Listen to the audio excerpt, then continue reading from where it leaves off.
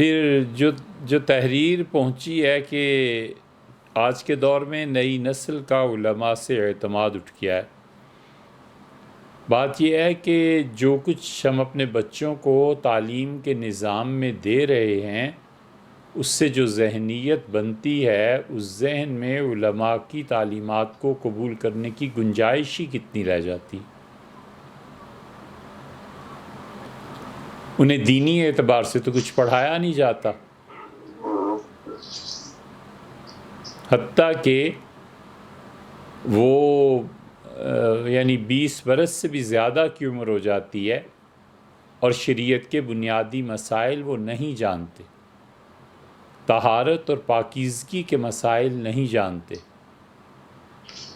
اور پھر اسی طرح بہت سی چیزیں ہیں۔ بر صغیر میں انگریزوں نے علماء کے خلاف کام کرنا تھا، کیونکہ وہ جانتے تھے کہ جب تک مولوی کو خراب نہ کیا جائے اور اس کو بدنام نہ کیا جائے، اس وقت تک وہ ہندوستان پہ آرام سے حکومت کر نہیں سکتے، کیونکہ جہاد اور اپنے ملک کو آزادی دلانا، اس میں علماء کا بہت بڑا کردار ہے۔ تو جو زہر گھول کے گئے تھے ابھی تک معاشرے سے نہیں نکلا، ابھی تک آواز جاری، ابھی تک ہماری سوسائٹی میں ایسے ہی ہے۔ ایک تو مصیبت یہ ہوئی پہلی کہ جو نصاب تعلیم ہے اسی میں کچھ نہیں۔ نصاب تعلیم میں دینیات کتنی پڑھاتے ہیں، نصاب تعلیم میں قرآن کریم کے سمجھنے کے لیے کتنا مواد ہے، نصاب میں حدیث کی کوئی مناسب کتاب چھوٹی موٹی لگانی چاہیے تھی، وہ بھی نہیں ہے۔ فارسی عربی تو دیس نکالا ہوا ہے۔ تو جو ذہن اس سے بنتا ہے وہ 3 طرح کا، ایک تو یہ کہ تمہاری زندگی کا اصل مقصد پیسہ کمانا ہے، اور ایک یہ کہ یہ دنیا سارا جہان، یہ اس میں جو چیزیں عقل میں آتی ہیں بس وہ اعتماد کے قابل ہیں، اور عقل کے علاوہ کچھ نہیں۔ اور باقاعدہ تربیت میں یہ بات شامل ہوتی ہے، جس میں تعلیم کا کم اور میڈیا کا زیادہ ہاتھ ہوتا ہے، کہ ایک نہ ایک خاتون سے تمہیں محبت کرنی ہے اور پھر آگے سارے قصے۔ بر صغیر میں یہی ہو رہا ہے۔ یہ ڈراماز جو بن رہے ہیں، ان کی بنیاد کیا ہے؟ فلموں کی بنیاد کیا ہے؟ انگریزوں میں یا جو وہاں کا میڈیا ہے وہ بھی ان چیزوں میں ہے مبتلا، مگر دوسری طرف ان کے ہاں 500 سال کے بعد کیا ہوگا دوسرے سیاروں میں، اور سائنٹیفک چیزیں، بہت اعلیٰ سائنٹیفک چیزیں بھی، ریسرچ بھی کبھی دیکھنے میں آتی ہے۔ ہمارے ہاں یہ نہیں ہوتا، تو اس لیے نئی نسل کو پتہ ہی نہیں ہے، نہ انہوں نے علماء کو سنا ہے۔ وہ اگر سنیں اور علم سے تعلق ہو، علم سے بھی تعلق نہیں نا، صرف اتنا پڑھنا ہے جس سے کمایا جا سکے، بس اس سے زیادہ کچھ نہیں ہے۔ ہم میں سے کتنے ایسے ہیں جنہوں نے کورس کی کتابیں پڑھنے کے بعد، جاب مل جانے کے بعد بھی کچھ پڑھا ہو، اور اب تو پڑھنا بالکل ہی اٹھ رہا ہے، کیونکہ بہت بھی زیادہ کر لیا تو علماء کی بات سن لی، تقریریں سن لی۔ پھر آپ دوسری طرف بھی دیکھیے کہ علماء تیار نہیں ہو رہے۔ علماء کتنے ہیں؟ اب میڈیا جتنا ہے، ہر ملک میں جو بھی علماء ہیں، کم و بیش سب کی تقریریں اور یہ چیزیں آ رہی ہیں۔ جیسے مفتی سعید صاحب پالن پوری ہیں، اور مولانا تقی عثمانی صاحب ہیں، اور اس طرح کے پوروں پہ گنے ہوئے انسان ہیں، باقی کہاں ہیں؟ ہمارے ملک میں اگر عقل و بلوغت کے ساتھ 10 کروڑ افراد بھی ہیں، تو ہمارے ہاں پاکستان سے کیا آپ ہمیں 50 علماء ایسے دکھا سکتے ہیں جو انٹرنیشنل لیول پہ بول سکتے ہیں؟ نہیں ہے ایسے، رحمہم اللہ، نہیں ہے۔ وہ جو کچھ بچے پڑھتے ہیں، وہ ہم سے پوچھیں مدارس میں کیا پڑھتے ہیں اور پھر آگے چل کے ان کا کیا حال ہوتا ہے۔ اب تو بچے وہ بھی میٹرک، ایف اے، بی اے، یہ چیزیں، کیونکہ انہیں پتہ ہے ان کا کوئی مستقبل نہیں ہے، تو اس سے علماء تیار ہی کہاں ہو رہے ہیں؟ کتنی کیسٹس، کتنی چیزیں ہیں میڈیا میں۔ جن لوگوں نے عظمت تقی صاحب کو سنا ہے وہ کہتے ہیں کہ مولانا سے بہتر عالم دین ہمیں نہیں ملتا کوئی۔ بات بھی صحیح ہے، جس لیول پہ وہ بات کرتے ہیں الحمدللہ۔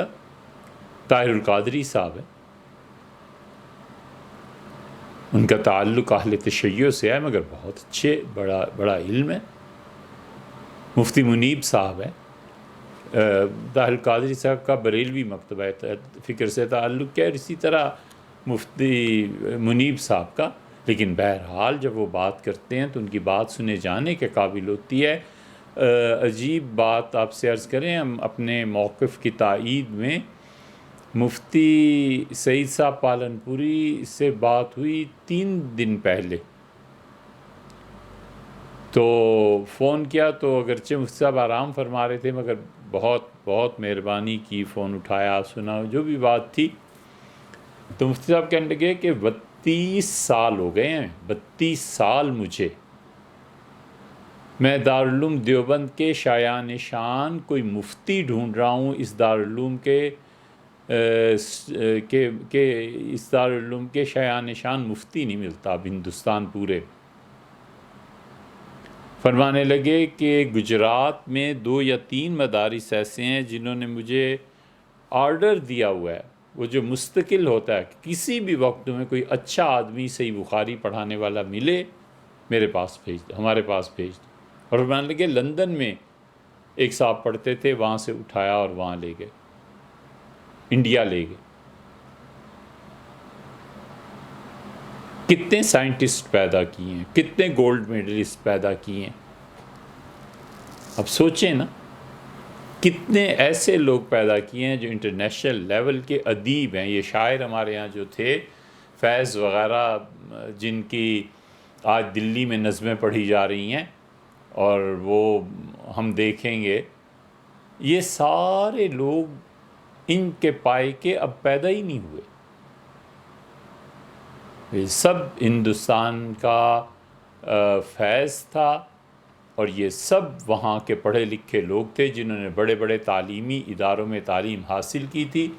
اور اس کے بعد 1933 کے بعد 1933 میں حضرت انور شاہ صاحب رحمۃ اللہ علیہ کا انتقال ہوا تھا، اور اس کے بعد بڑی شخصیت حضرت مولانا حسین احمد صاحب مدنی رحمۃ اللہ علیہ کی تھی۔ حضرت مدنی رحمۃ اللہ سے ہزاروں نے پڑھا اور چند ایک افراد بنے، بس اس کے بعد وہاں بھی چھٹی ہو گئی۔ تو اتنے بڑے علماء، اس سے ان کے کرنے کا کام سب کا یہی ہے کہ اب امت علماء سے خالی ہوتی جا رہی ہے۔ ہمیں چاہیے کہ محنت کر کے علماء پھر سے پیدا کریں۔ ہماری اگلی نسل اگر پڑھ لکھ جائے اور ان میں علم آ جائے تو شاید دین کے متعلق جو چیزیں ہیں وہ دوبارہ لوگوں کی سمجھ میں آنے لگے۔ علماء منقولات پڑھ، اب علماء جتنے بھی ہیں ان سے آپ پوچھیں فارسی پڑھی ہے، فارسی نہیں پڑھی۔ اور 1930 تک حضرت تھانوی رحمۃ اللہ فارسی میں حضرت بھی لکھتے رہے، سب فارسی میں لکھتے تھے۔ اب فارسی جب آپ درمیان سے نکالیں گے تو بیدل ہے، حافظ شیرازی ہیں، مولانا روم ہیں مثنوی کے، اور اقبال ہیں، غالب ہیں، یہ سب لوگ نکل گئے۔ فارسی پڑھاتے نہیں، پڑھتے نہیں۔ اسی کے عالم دین کے لیے ٹو دا پوائنٹ جو نصاب تھا وہ عربی کا پڑھنا، فارسی کا پڑھنا، معقولات کا پڑھنا، کہ دین پہ جو اعتراضات ہوتے ہیں عقل سے اس کا جواب دیا جائے۔ آپ مولانا قاسم نانوتوی رحمۃ اللہ علیہ کی کتابیں دیکھیں، صفحات کے صفحات، اول تو سمجھ میں نہیں آئیں گے آپ کس نے پڑھنا ہے، لیکن یہ کہ صفحات کے صفحات وہ ہندوؤں سے جب بات کرتے ہیں صرف عقل کی بنیاد پہ بات کرتے ہیں، نہ خدا نہ رسول نہ کوئی آیت نہ کوئی حدیث، وہ صرف عقل سے بات کرتے ہیں کہ عقلاً یہ مسئلہ ایسے۔ اس سے بھیا علماء پیدا کہاں ہوئے ہیں؟ ہمارے حضرت مولانا ابو الحسن علی ندوی رحمۃ اللہ علیہ فرماتے تھے کہ عربی، فارسی اور ایک مغربی زبان کوئی بھی ان بچوں کو پڑھاؤ، تاکہ آئندہ آنے والے دور میں مختلف ممالک میں جب لوگ جائیں تبلیغ کریں تو وہاں جا کر ان کی لوکل لینگویج اس میں بات کریں۔ وہ اب ہے نہیں۔ آپ نے لکھا ہے کہ نئی نسل کا علماء سے، تو علماء کو سنا ہی انہوں نے کب ہے، دیکھا ہی کب ہے؟ وہ جو شخصیات ماڈلز تھیں وہ ہیں کہاں؟ وہاں سید سلیمان ندوی رحمۃ اللہ ایسا عالم دین کہاں ہے؟ شبلی نے 1914 میں انتقال کیا اور سیرت لکھی تھی، اس کے بعد سے اب تک جتنی بھی سیرت کی کتابیں لکھی گئی ہیں سب انہی سے استفادہ کرتے، کہاں ہیں؟ اور بچے سکولز میں جاتے ہیں، واپس آتے ہیں، کالج میں جاتے ہیں، اپنا پڑھتے ہیں، سوتے ہیں، گیمز میں کچھ حصہ لیتے ہیں۔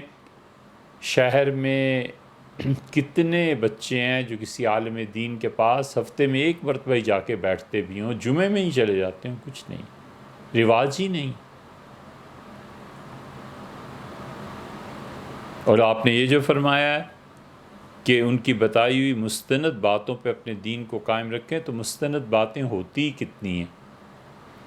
جو بھی عالم دین ہیں کہلانے والے، آپ ان سے خود پوچھیں کہ حضرت بالکل ٹھیک ہے، یہ بات آئی کہاں ہے؟ وہ سنی سنائی بہت سی چیزیں ہوتی ہیں۔ ایسے لوگ کہاں رہے ہیں جنہوں نے اپنی راتوں کو مطالعے میں سحر میں تبدیل کر دیا؟ تو ایک ایک آدمی کو 100 آدمیوں کا کام کرنا پڑتا ہے۔ آپ کہ ہاں مولانا تقی صاحب کو بھی تشریف لائیں تو ان سے یہ سوال پوچھیے گا کہ حضرت کیا کچھ ایسے مسائل بھی ہیں جس پہ آپ نے علماء کو کہا ہے کہ اس پہ اپنی رائے دیں اور ابھی تک حل نہیں ہوئے یا رائے نہیں آئی؟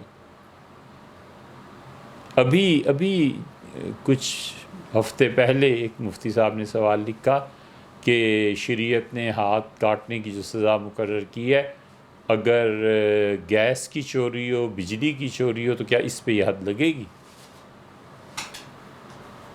اور انہوں نے اپنے سوال میں بھی لکھا کہ سوائے مفتیوں کے اور کسی کا جواب نہیں چاہیے۔ اب یہ ایک مسئلہ ہے نا، اس پہ کیا رائے دینی ہے؟ کیا حضور اقدس صلی اللہ علیہ وسلم نے سب سے زیادہ سخت سزائیں کون سی دی تھیں؟ اب یہ گورنمنٹ کی طرف سے سوال ہے۔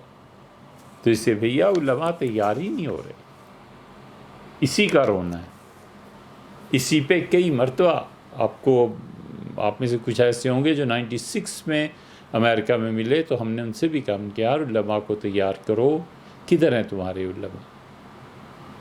پاکستان ہندوستان سے کون جائے گا امریکہ اور انگلینڈ اور ادھر اور ادھر، اور ساری کمی کنویں میں ظاہر ہے کہ پانی اندر سے نکلتا ہے، باہر سے لا کے کوئی نہیں ڈالا کرتا۔